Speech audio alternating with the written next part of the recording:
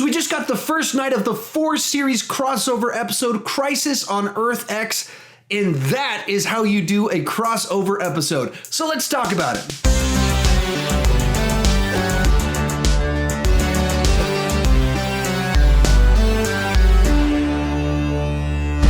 So for the second year in a row, we're getting a crossover from Supergirl, Flash, Arrow, and Legends of Tomorrow. So Barry and Iris are about to get married, so a bunch of characters from all these shows start coming together.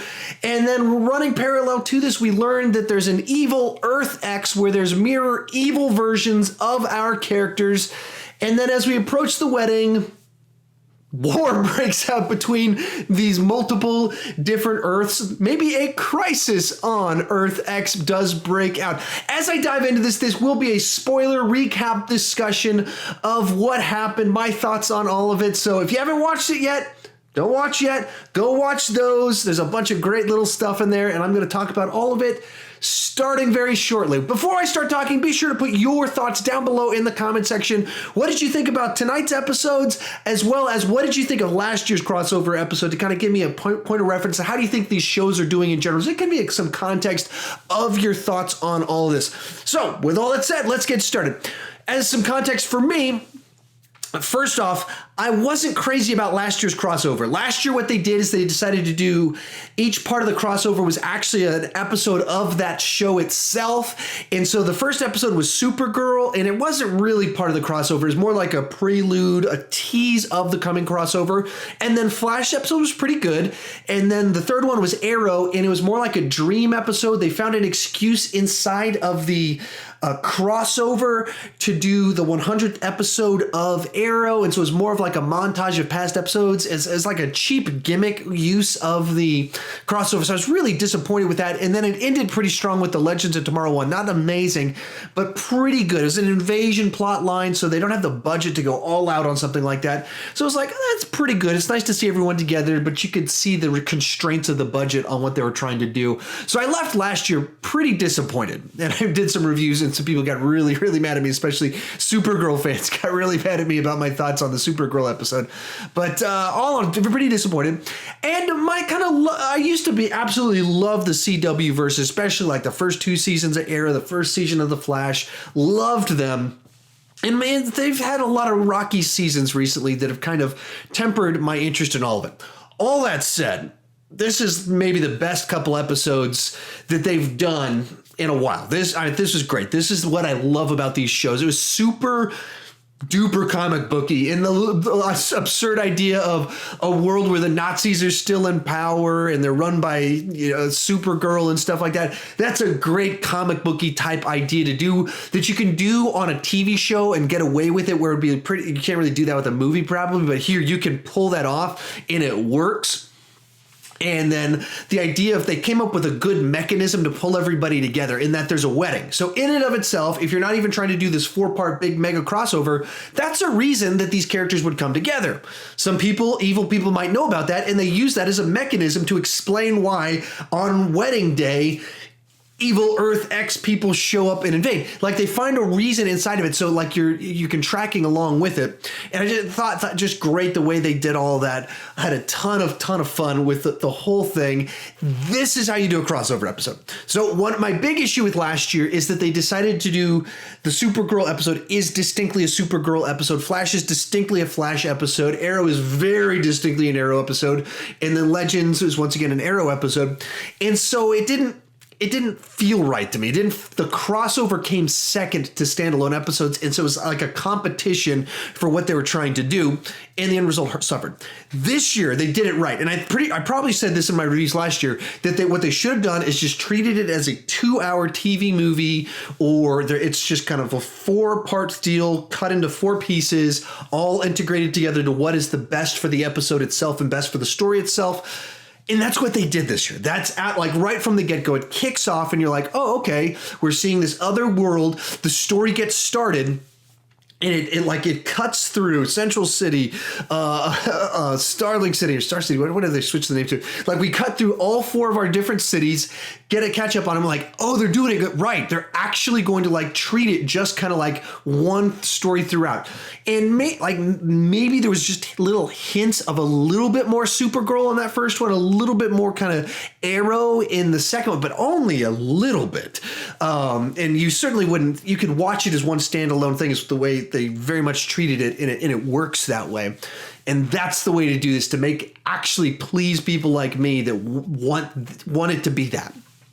That you can, by the time this is done, it'll essentially be a 3-hour CW Justice League movie, a Crisis on Earth X type story, which is a very cool thing to exist. And I think they, based on the first 2 parts, handled it very well. So let me move on to some other good things. I was, like I said, very, very pleased with it. It was fun, all kinds of stuff. So I took some notes, my thoughts on it. So right off the bat is that they found a way to bring everything together in a way that made sense, and it kind of worked out. And this idea of using Earth X as a mechanism to give us both cannon fodder that's Nazis, as well as a bunch of main big baddies for our characters to fight, in that they're the evil reverse versions of them. I thought that was great, because the problem when it comes to Justice League crossover things, what do you do that warrants bringing everybody together? You do an alien invasion. You do a robot invasion. And that's what you look at the Avengers movies. What do they do there? Alien invasion, robot invasion. What is Justice League? Parademon invasion. Like that, they do kind of these same sorts of deals. And this episode found something new in the world that they've created to do something different, and they did Earth X, mirror, Star Trek terms, the mirror universe version of our characters shows up invading, and they've got a reason in that, and then they need to try and kidnap Supergirl to, harvest her blood or whatever to save evil Supergirl. So I thought that was great the way they worked that out, did something different with it, and we get to go to a fun, wacky, very comic booky, Nazi-ruled Earth 53. And I think, moving on to other positive things, doing the crossover like this, I think I feel like it brought the best out of these shows. And that's the comic book, the character interactions and the comic book nerdy side of things.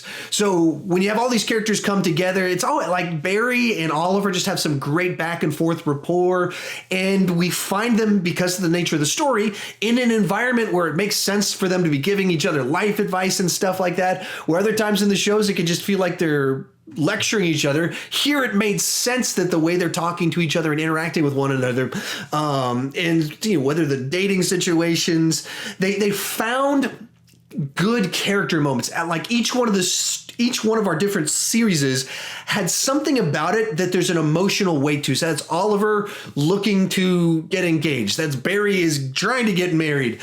Our legends have the Firestorm trying to break it off deal. Like each one of these brings a weight to them that's interesting, without it, at the same time of having the best of the show, it minimalizes the worst of the show, which is the over-the-top melodrama. Because there's the good emotional character interaction side of it, and then there's the melodrama that these shows tend to go to when they have too much time on their hand, where people start just preaching at each other in the negative ways and lecturing each other and schmaltzy speeches and stuff like that. And because there's so many kind of elements going on here and big legitimate character moments in life-changing events, it felt right. It was the best version, while minimizing the worst parts of it and the melodrama type stuff. Also thrown in the mix, it's nice to see. I love seeing Tommy Merlin. I wish we'd gotten more of that. I don't know quite why they ended the Tommy Merlin side of things so quickly. That seemed like something that there was a lot of really cool stuff you could do with that. You could take that in a direction that would get very interesting. And I wish they would have done that, and they played it out in one scene. Great scene in and of itself. So all in all, on the positive sides, this is the way you do a crossover. I love the plot devices they went, both with the wedding bringing them together, as well as the Earth X type stuff going on. I just loved all the comic book absurdity of it. The interactions with everybody, seeing all these characters come together, Tommy Merlin showing up, all that stuff, great.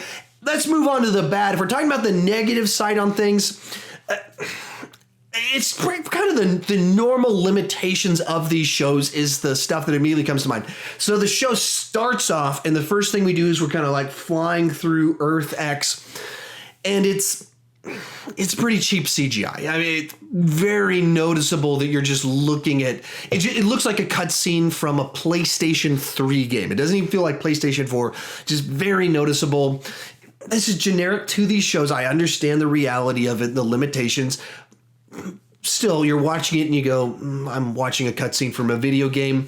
There's some of the characters aren't as strong, and there's some stuff about the show that Sarah Lance has some stuff about her and her sleeping with everyone being that's not a side to her that I find particularly interesting, that she just does things like the way that they treat it. I just don't really get where they're going with it. So generic things that I normally have issues with it. Some of the performances of the evil mirror universe versions were a little bit overcooked, but that tends to be the case on this show. They tend to overcook when people have an evil turn to them. And then just in general, as a Star Trek guy myself, just watching it, kind of being like, this is very Star Trek mirror universe-y. But those are really those are like... I just go into shows like these shows assuming the CGI is going to be weak. A couple of the characters annoy me a little bit. Some stuff's going to be a little bit overcooked. So I don't really want to hold any of that against it. But if I'm doing a review, giving my full thoughts, those are things that I would notice about it. All in all, these probably are my two favorite episodes of any of the CW shows I've seen in, I don't know, probably a couple years. It's been a while that I've had episodes where I'm just like, yes, this is what I want. You're delivering on your potential. This is what the dream of having a CW universe with these characters, and they interact and go back and forth. This is what I want you to do. You did it. So I'm very excited for tomorrow's episode. Tomorrow's actually my birthday, so I'm hoping, fingers crossed, that for my birthday, the CW is going to, or maybe this is an early birthday present, and tomorrow is the final piece on my birthday of just an amazing birthday present of this crossover that I loved it. I just loved what they were able to do with this. As a fan of these shows going back to, I was so pumped, actually going way back before they even announced Arrow, when there were rumors during Smallville that they were going to do a Green Arrow show. I was like, yes, yes, yes. Now, Justin Hartley didn't get to get his own TV show on there. Now he's just killing it on This Is Us, but Stephen Amell, who I now love as Arrow, he got his show. I was there from day number one watching Arrow and seeing, what they're able to do now. This is what I've wanted it to be like. Thank you guys, if creative people happen to be watching this. Thank you for giving us this episode. I thoroughly enjoyed both of them.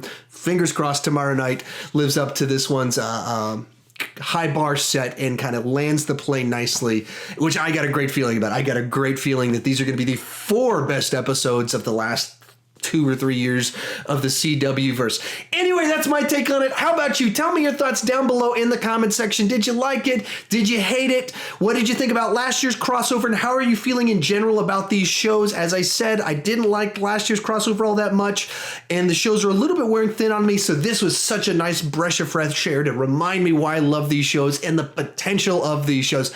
And if you're new to my channel, please consider clicking that subscribe button. I do movie reviews, TV reviews, hey, like what you're watching right now. I also do ranking videos, editorial videos, but the key thing is I don't want to just talk about movies and TV and comic book characters that I love.